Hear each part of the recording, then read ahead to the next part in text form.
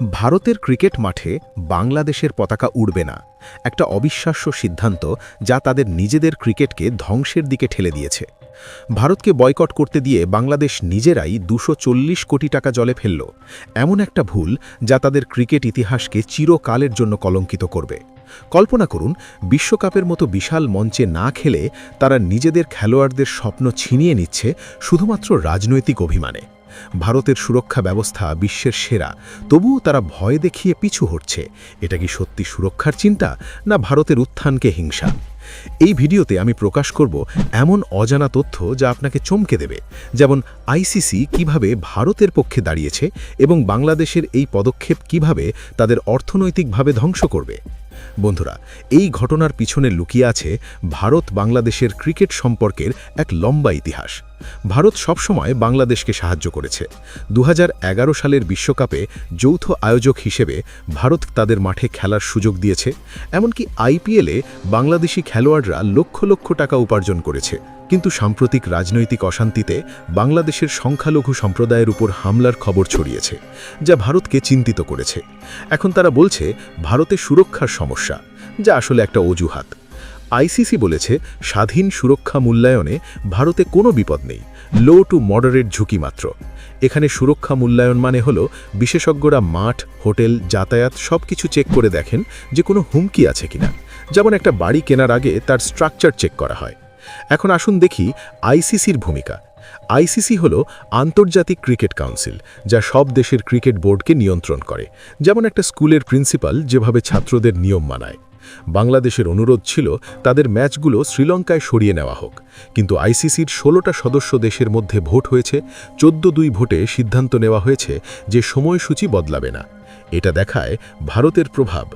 বিসিসিআই-এর chairman জয় শাহ আইসিসির নেতৃত্ব দিচ্ছেন এবং ভারতের অর্থনৈতিক শক্তি ক্রিকেটকে চালায়। বাংলাদেশ বলছে এটা ডাবল স্ট্যান্ডার্ড, মানে দ্বিমুখী নীতি। কারণ 2025 সালের চ্যাম্পিয়ন্স ট্রফিতে ভারত পাকিস্তানে যেতে অস্বীকার করলে আইসিসি হাইব্রিড মডেল করেছে, যেখানে ভারতের ম্যাচ দুবাইয়ে হবে। কিন্তু বাংলাদেশের ক্ষেত্রে কেন না? এটা সত্যি চিন্তার বিষয়, কিন্তু ভারতের দৃষ্টিকোণ থেকে এটা আমাদের শক্তির প্রমাণ। বন্ধুরা, ভিডিওতে আগে বাড়ার আগে আপনাদের কাছে একটি ছোট্ট অনুরোধ। ভিডিওটিকে ভালো লাগলে লাইক অবশ্যই করুন, সাথে সাথে চ্যানেলটিকে সাবস্ক্রাইব করে বেল আইকন প্রেস করুন, যাতে আমাদের কোনো ভিডিও আপনারা মিস না করেন। এখন আসুন দেখি এই বয়কটের রাজনৈতিক দিক। বাংলাদেশের সরকারি উপদেষ্টা আসিফ নজরুল বলেছেন, আমরা বিশ্বকাপ খেলতে চাই, কিন্তু ভারতে যাব না। এটা তাদের জাতীয় অভিমানের প্রশ্ন, কিন্তু ভারতের দৃষ্টিকোণ থেকে এটা অযৌক্তিক। সাম্প্রতিক মাসে বাংলাদেশে হিন্দু সম্প্রদায়ের উপর হামলা হয়েছে, যা আন্তর্জাতিক মিডিয়ায় এসেছে। বিবিসি বলেছে বাংলাদেশের সংখ্যালঘু সম্প্রদায়ের সুরক্ষা নিয়ে চিন্তা। এখন তারা ভারতের সুরক্ষা নিয়ে প্রশ্ন তুলছে, যেখানে বিশ্বকাপের মতো ইভেন্টে হাজার হাজার পুলিশ এবং বিশেষ ফোর্স থাকে। পাকিস্তানের ভূমিকাও এখানে আছে। কিছু রিপোর্ট বলছে পাকিস্তান তাদের উস্কানি দিচ্ছে। উদাহরণস্বরূপ, ভারতের প্রাক্তন ক্রিকেটার মদন লাল ইন্ডিয়া টুডেকে বলেছেন, আমার মনে হয় পাকিস্তান তাদের উস্কানি দিচ্ছে যাতে তারা এই টুর্নামেন্টে অংশ না নেয়। তারা শুধু ভারতকে নিচে নামাতে চায়। এটা দেখায় কিভাবে ক্রিকেট রাজনীতির সাথে জড়িয়ে গেছে। এখন খেলোয়াড়দের দিকটা দেখুন। বাংলাদেশের তারকা খেলোয়াড়রা যেমন মুস্তাফিজুর রহমান, লিটন দাস, তারা আইপিএলে খেলে লক্ষ লক্ষ টাকা উপার্জন করে। এই বয়কটে তারা ম্যাচ ফি, বোনাস, প্রাইজ মানি সব হারাবে। ম্যাচ ফি মানে প্রতি ম্যাচে খেলার জন্য পাওয়া টাকা, যা একটা খেলোয়াড়ের জন্য 50,000 থেকে 1 লক্ষ টাকা হতে পারে। আরও বড় কথা, র্যাঙ্কিং পয়েন্ট হারাবে, যা তাদের বিশ্ব র্যাঙ্কিংকে নিচে নামাবে। যেমন একটা ছাত্রের মার্কস কমলে তার ক্লাস র্যাঙ্ক কমে যায়। নিউজ 18 রিপোর্ট বলছে এটা তাদের ভবিষ্যতের হোস্টিং রাইটসও প্রভাবিত করতে পারে, মানে তারা নিজেরা বিশ্বকাপ আয়োজন করার সুযোগ হারাতে পারে। বন্ধুরা, যদি আপনি ভারত থেকে হন তাহলে কমেন্ট সেকশনে জয় শ্রীরাম লিখুন, আর অন্য দেশ থেকে হলে আপনার দেশের নাম লিখুন।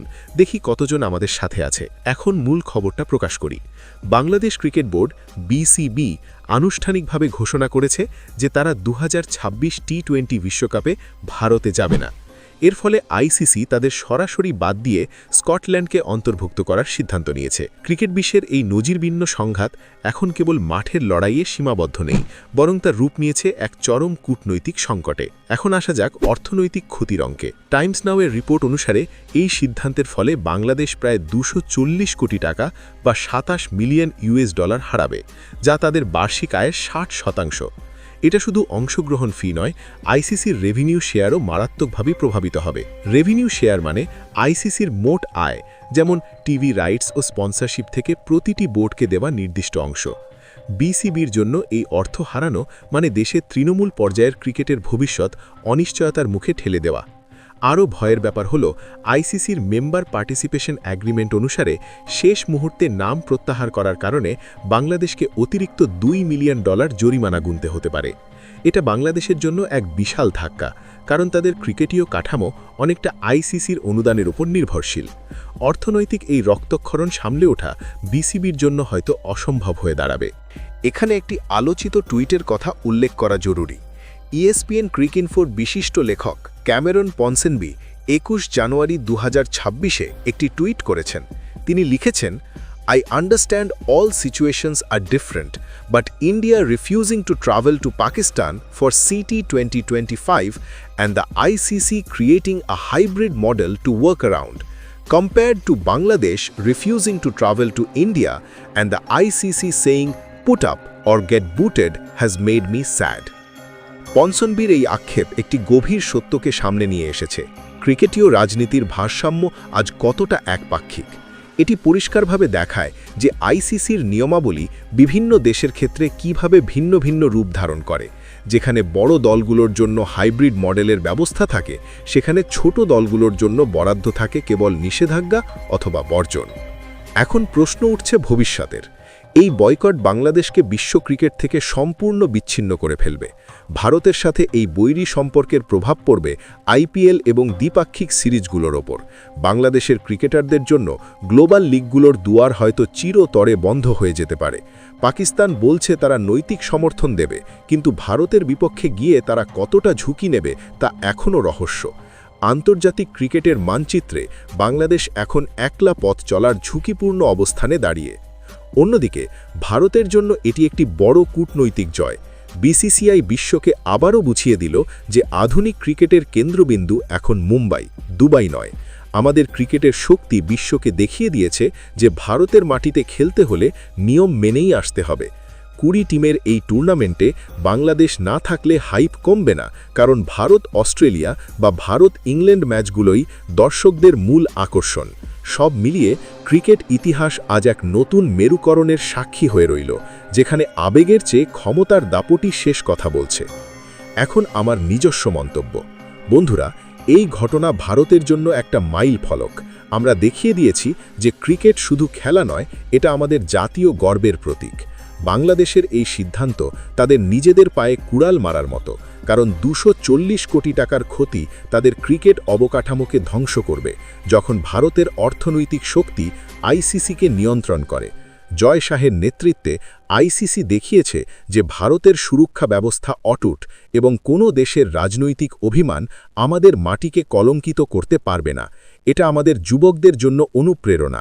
ক্রিকেটে ভারতের আধিপত্য বিশ্বকে বলছে যে আমরা অপরাজেয়। বাংলাদেশের এই ভুল থেকে শিক্ষা নেওয়া উচিত যে সহযোগিতা ছাড়া কোনো দেশ এগোতে পারে না। ভারত জয়ী হোক। জয় হিন্দ।